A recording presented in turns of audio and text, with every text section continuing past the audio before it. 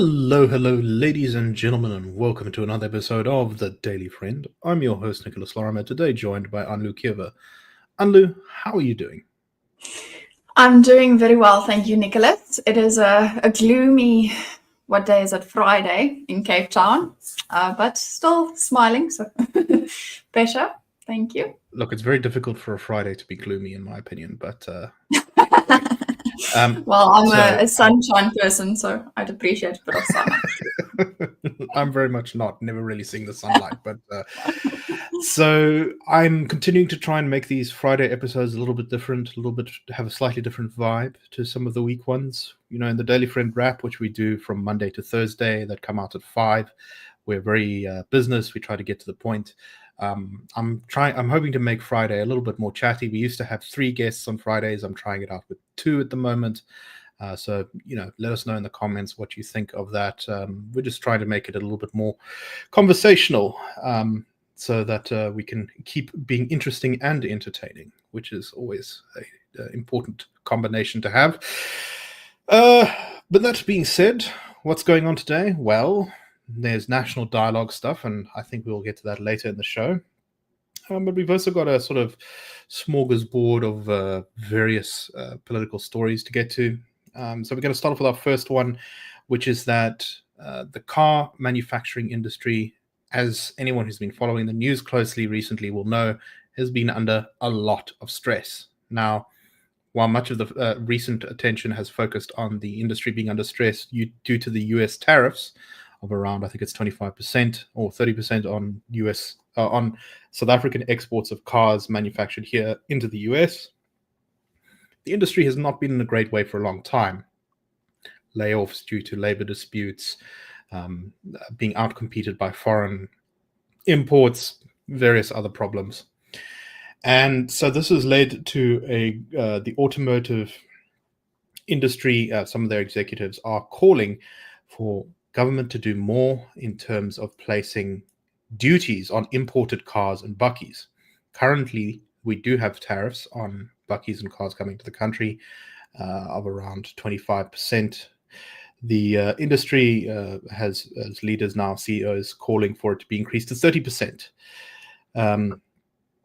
They complain that they are not able to compete with cars manufactured in places like China, where the government massively subsidizes car manufacturing. However, a very big competitor that's often not mentioned is India, which has been selling very large numbers of cars to South Africa. Some of these cars are brought in because we just don't manufacture that many cars here. So honestly, we can't actually produce that many for ourselves. But basically, the industry says that they may be forced to downsize even more aggressively than they already are if they don't get support in the form of tariff protection, essentially. Now, from my view, this is completely the wrong approach that the industry is taking. And Anlu, I'd like your thoughts on this. But my thought is a tariff barrier is really just like a sort of a band-aid on the problem. It's not a proper solution to the issue. The real issue here is that our businesses are not competitive. They are not competitive due to an incredibly bad policy environment. Everything from very restrictive labor laws, damaging labor relations where trade unions are extremely aggressive and extremely powerful, and there's sometimes even violence in the labor industry, in the sort of labor negotiations, over-regulation of various things, problems with municipal electricity supply and water, and we've seen stories like that where factories struggle to just make their products because they don't have proper supply of electricity that is reliable and clean. So I think that this is just sort of trying to fix a symptom, that all you're going to do is even if you put in these import barriers, it would create an inefficient industry that raised the cost of cars that were sold to South Africans. So in the end, to save this industry, ordinary South Africans would pay the cost, which is exactly the wrong way. We should be looking at making our businesses more competitive, not less competitive. Do you agree, Anlu? What's your thoughts on this issue? Yeah, I agree. I think, as with many other things that we obviously have in the country, same with our electricity issues, the risk should not be seen. The risk isn't the competition. Competition is actually the solution, in fact. And we constantly see this argument that competition will actually just damage the sector or damage the industry.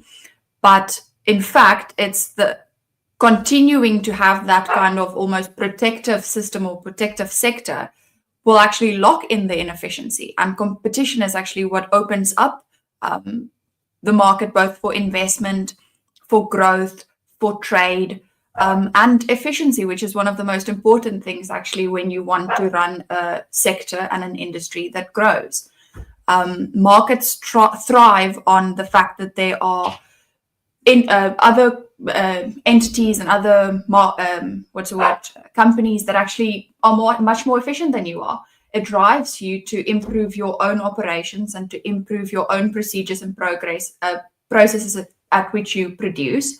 And by doing that and opening the market in this way, it allows you to innovate, to be more efficient, to offer your consumers a much more competitive price. And we know that South Africa's automotive industry is, well, it's the biggest manufacturing industry in the country. And about a third of all the value that's created in the manufacturing sector comes from the automotive sector and from making vehicles and all their parts, directly or indirectly from factories. And yeah, for this reason, we need our car industry and our automotive industry to be as efficient and as competitive as possible. And yeah, it is the case that imports in this instance perhaps is putting a bit more competition in the market, but opening it up or at least restricting it is certainly not the solution. And, there is a cost, of course, to protecting those jobs, which is that ordinary South Africans who are already under enormous price pressure, particularly the sort of kind of insecure middle class, we might call it, people who are in the middle class, but not very firmly. A car purchase for people like that is really important and really a big deal, right? It's a big part of their expenses. If you now say, okay, we're going to make sure that we're protected from all these cheap cars coming from overseas, you're just raising their cost of living. Which is, you may be helping the relatively small group of people, although it's still a significant group of people who actually have the car manufacturing jobs, but you're hurting all of those people. So, there are trade-offs here, and I think that's not considered properly by the industry. In fact, we wouldn't be so desperate to maintain these manufacturing jobs if we had a more competitive and growing economy overall. The only reason that this is such a catastrophe that we might lose all these jobs is because we know that almost every one of those manufacturing workers is not going to be able to actually find other employment because the economy just isn't able to absorb them. And that is the real tragedy. It's the sort of larger environment this is in, rather than this specific tariff on us. This is government failure that looks like it's resulting from like bad tariff luck or something like that. Don't know if you have any final thoughts on this one before we move on. Yeah, I think we often, and especially on this platform, we talk about the consequences of something like BEE on the market. And when you actually go and have a look at the automotive production development plan, if you look at the plan before 2021 and when it was reproduced or repackaged, as they often do after 2021, one of the specific things that has changed is that before there was no BEE compliance regulations on these manufacturing companies, automotive manufacturing companies, and afterwards they were. And this is one of those small instances where policy creeps in, or at least one of those very specific instances where policy creeps into the market and negatively affects it at the end of the day. Yeah, no, exactly. Okay, let's move on to our next story. And this one is very, very dark and very sad. I'm sure, though, we can still learn some interesting things about it. The Northwest government is the sole shareholder of a state-owned bus company, or a number of state-owned bus companies: Northwest Transport Investment, Northwest Star, and Attridgeville Bus Service, which operate in the province. However, these businesses all ran into huge financial problems and then were placed in business rescue in 2022, possibly due to or for alleged serious mismanagement and possible criminal financial irregularities. However, there have been a number of legal disputes and problems that have grown in those companies since they've been placed in business rescue. Their debt has gone from 355 million rand cumulatively to R1 billion, which is, a crazy increase. And the result is that the employees of this company for the past couple of months have not been paid. Now there's further legal disputes, as 1,500 employees' families are challenging the lack of payment in court. Speaking to the media, one of the people whose husband is a bus driver said, "I never imagined having to write something like this, but we've reached the end of the road. We are no longer just struggling; we are completely broken, and we have lost all the hope that we can ever have. My husband has not received his salary for months, and your internal fights and delays are costing families like mine their dignity, their sanity, and their lives. While business rescue process is ongoing and the battle between old and new practitioners continue, we, the families, are dying slowly." The families of these employees allege that 14 of the employees have killed themselves since this basically lack of payment started, and that one person even possibly died due to not being able to afford food. So just absolutely horrific mismanagement. And, Anlu, if ever there was a reason to just junk some of these state-owned assets, I mean, this kind of seems like a fair case of that. Which is that we need to, just sell this off to someone who can actually do the job properly. Keeping it in limbo, keeping it sort of tied to the state, having it in business rescue, trying to salvage a broken situation. I don't know. It's just very frustrating to watch a story like this. Yeah, no, I really, the story, it touched my heart, and perhaps I'm a little bit sensitive to these kind of stories still, but I believe many other South Africans have in fact been desensitized a little bit, and that should not be the case. We should still be very much worried when stories like this surface, and it should be treated with the necessary urgency as well, because these people are obviously, as she explained in the story as well, they've for months on end have not received salaries. And we know that many South Africans are living day to day, month to month, but in many instances, even day to day. So if you don't go to work today and you don't get your money for today, you essentially don't have something to eat tonight. And unfortunately, that is the case. This once again ties back into this larger problem. I mean, many other countries in the world, if you weren't paid for a few months, you'd quit the job. You'd be like, well, what's the point? But these people know that they're not going to be able to get another job. And that is why they're trapped in this nightmare situation. Yeah. And as part of it, I mean, if you don't get your salary, it's also a case that it's not you don't get your money, but your UIF is not paid. Your medical aid contribution is not paid. So many of these people now actually have to go to state hospitals. And in one of the quotes that they have of her, and I want to quote her because this is her, well, not directly, but bring up the quote because it's obviously a real issue for them, is that her husband doesn't want to go to a state hospital because he says it constantly reminds him of the fact that his family used to have medical aid. They used to be able to get private healthcare, and now they have to go to a state hospital. And even their school children's fees, obviously they're falling behind on that. They've lost their cars. So there's so many real world examples or consequences from inefficiency in government. We have to obviously deal with things like Home Affairs, which to their credit have been doing much better. But obviously you have to deal with so many government departments on a daily basis, and we see the inefficiency. But instances like this remind us that people are in between life and death as a result of these inefficiencies. And it isn't fine. It's not moral for government to put these people in such dire situations and positions. And I think if you just, there's so many, obviously Cape Town, My City Bus is a good example of a public-private partnership where they have these private busing companies operating the buses. And there's still, obviously, you want large transport systems, but outsource it. There's such a great opportunity to give the business and the assets or whatever, sell it to a company who can actually operate it efficiently. and prevent future instances like these. Right.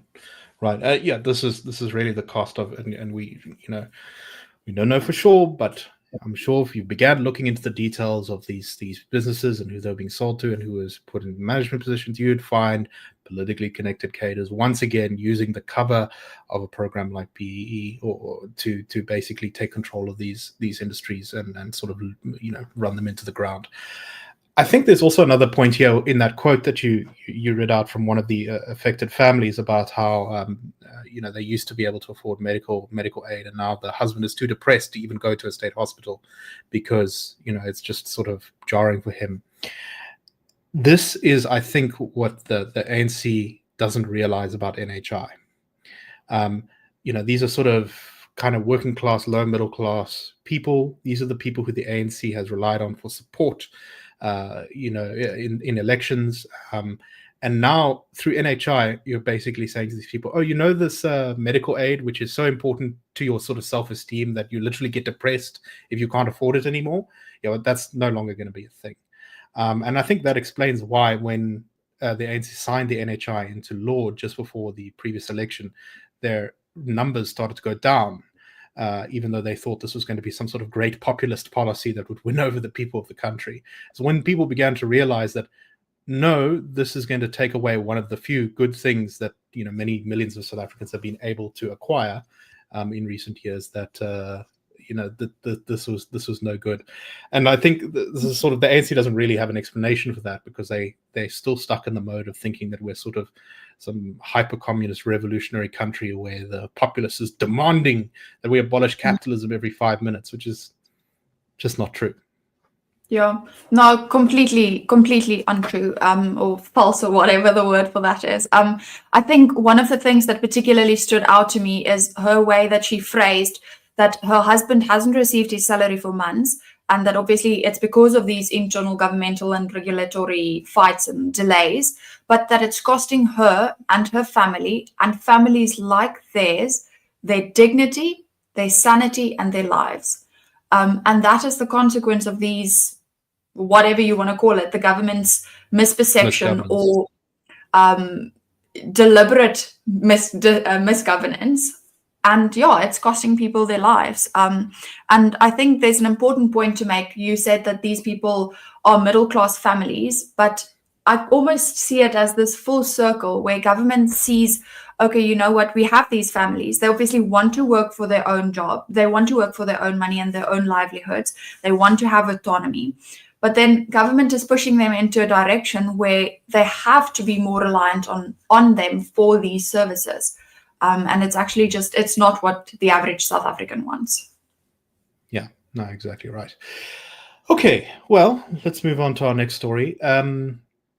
And, here I think I actually have a bit of praise for an ANC minister, which I don't often have, but I think this is a side in which the minister is on the right side. The Minister of Electricity and Energy, Minister Ramakgopa, has said that he has asked the Eskom board not to proceed with its legal case against the regulator's decision to license 5 additional electricity traders in 2024.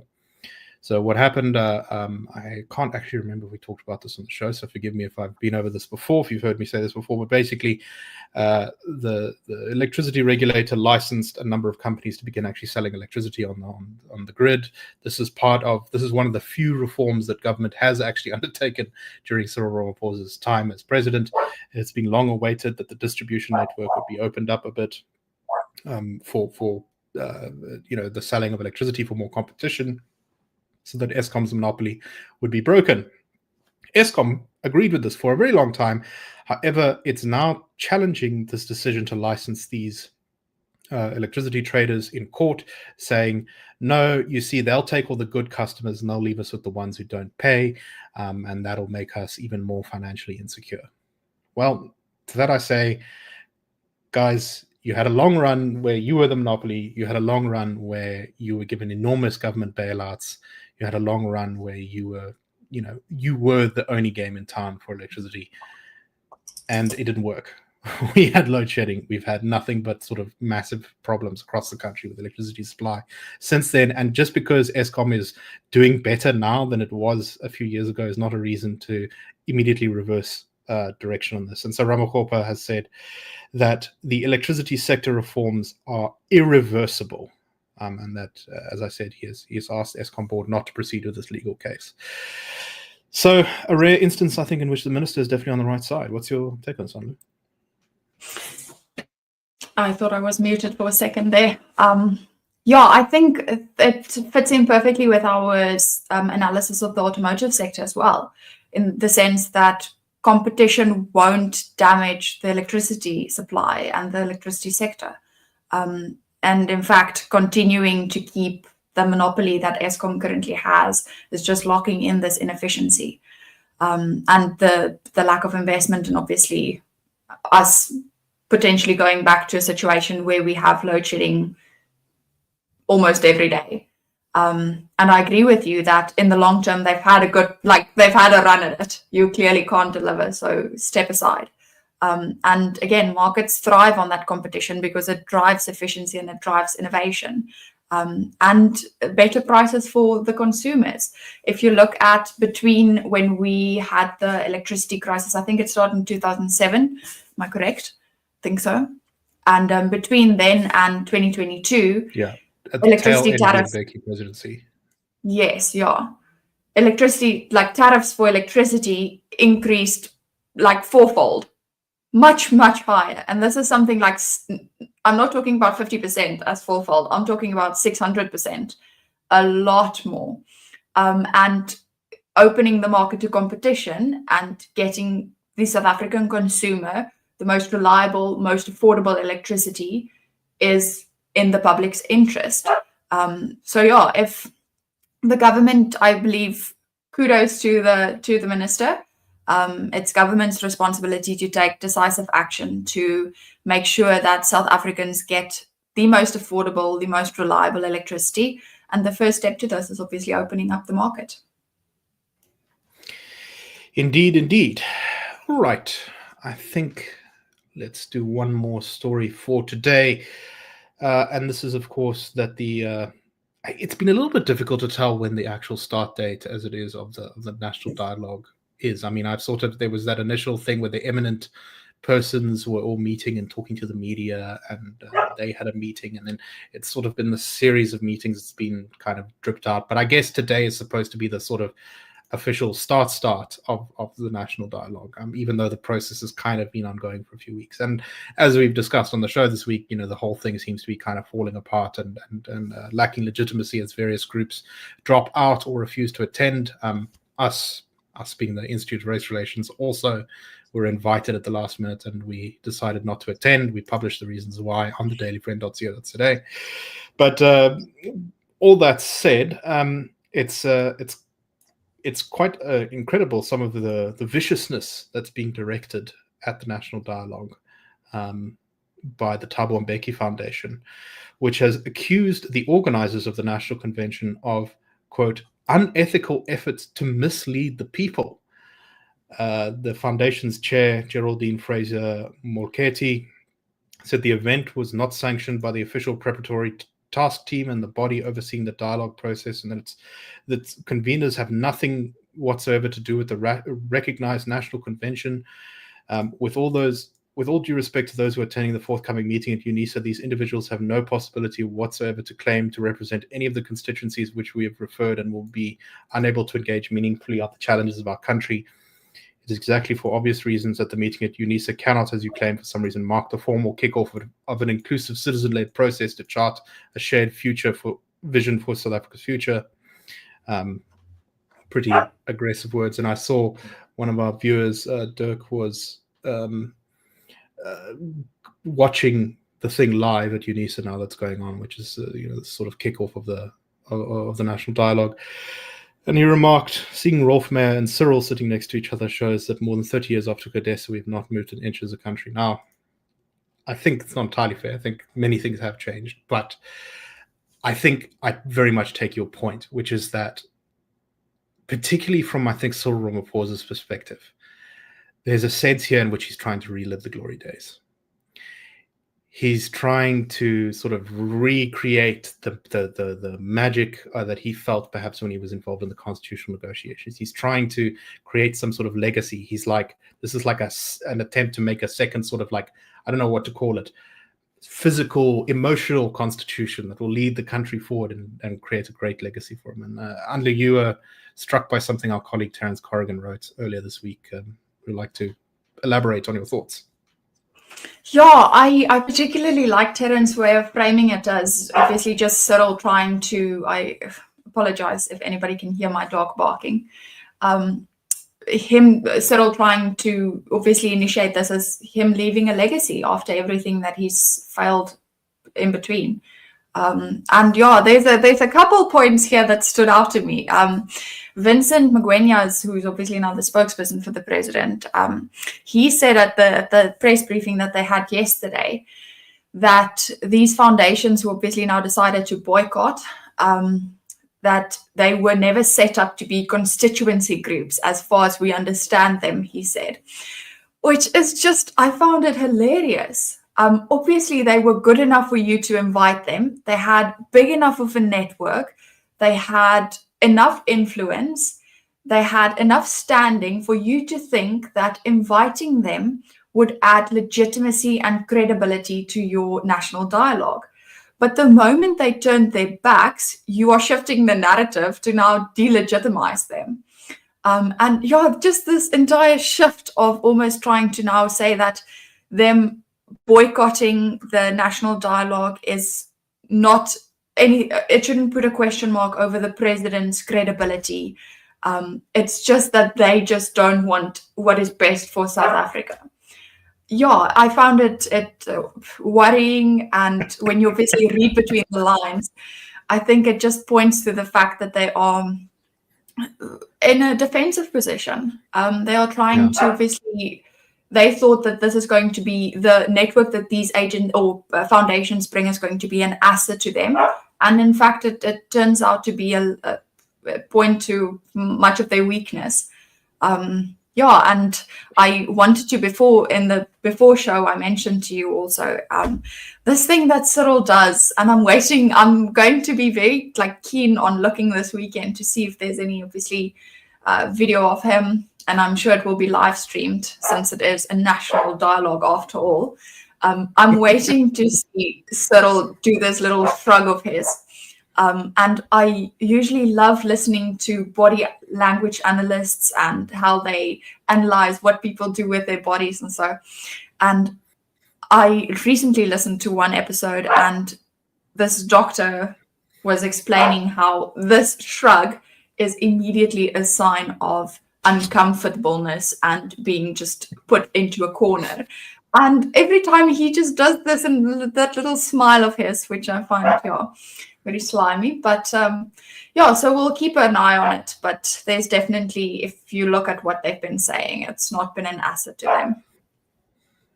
No, I think that's the case. And, I think the ANC is still struggling to contend with the fact that it's not 2004 anymore. The economy is not growing like it was in 2004. Crime is not going down really like it was in 2004.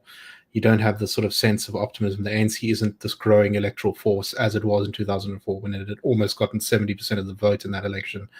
The circumstances are completely different, and yet sort of the formula to try and fix things is the same. Oh, we're going to have a big convention where we try and create buzz and excitement and manufacture a mandate to keep doing what we're doing. And the thing that always comes home for me again and again is that Cyril Ramaphosa, I think in 2017, really had a historic opportunity to change the direction of the country. He was very popular. He had won the ANC's internal conference, and he really could have begun to turn the party in a direction away from the path that it had been on. He could have said, look, we've tried this, super race nationalism, doubled down on the socialism stuff during the Zuma years. It made things worse. It opened the door for corruption. Now we need to, if we want to survive as a party, we need to keep moving forward. And if the ANC resisted, he could have said, well, do it without me then, because I'm the most popular president in the politician in the country. Good luck without me. And that would have been a powerful card to play. He didn't take that. he instead decided to keep massaging the party's ego, to keep all the factions on board, to not make anyone too upset. Remember how long it took him to fire Ace Magashule, despite the fact that as General Secretary, Ace Magashule was undermining him constantly and clearly aligned with Zuma. It didn't stop the ANC splitting anyway, because the MK party then proceeded to split off, meaning he didn't even achieve his objective of party unity. And now we sit, years later with a legacy that is getting worse, I think, by the minute.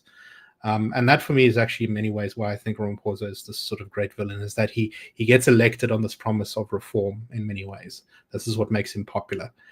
And he squandered that opportunity completely and has turned himself into an even bigger failure. I mean, when Zuma came in, there was some talk of populist politics and all that, but I don't think anyone really expected that he was going to take the country in a super positive direction, unless you're one of his already ardent, super diehard supporters. But anyway, Anlu, I've been monologuing. Your thoughts? Yeah, well, your monologues are usually very, very good, so thank you. Yeah, I think I particularly also liked what one of our colleagues, Marius Rood, said in a press release that went out earlier today. And it echoes this idea that the CEO of the Institute of Race Relations, Dr. John Endres, has also been saying, is that we don't need the national dialogue as an event. We saw in particularly that article that Vincent Magwenya said that this is not a once-off event. It will be a recurring dialogue and a recurring get-together almost. But we don't need another event to kind of raise that. It's not needed. We have Parliament and we have the elections, and that's where it's supposed to happen. And what I liked about Marius's assessment is that it's clear from this that Parliament is not seen as an important institution for us to discuss these social issues. It's clearly not the main stage where these type of discussions are held, and it should be. That's exactly why it's there. It should be considered as that. So yeah, we'll, I suppose, have a busy weekend. And you know who does have a constituency to represent particular views? The parties in Parliament, which got elected in a massive election involving millions of people. It's so irritating to see this national dialogue thing, because it's just, this is the point. Yeah. We have a national dialogue forum, Parliament. We're supposed to use it every day. We don't use it properly, and that's one of the reasons why we're in the mess that we're in. But anyway. Exactly. Before my blood pressure goes through the roof, let me, I think, release you and everyone else. I hope you all enjoyed the show, and we will see you next week. Have a wonderful weekend, everyone. And yeah, keep strong, keep smiling, and we'll see you all on Monday. Cheers, everyone.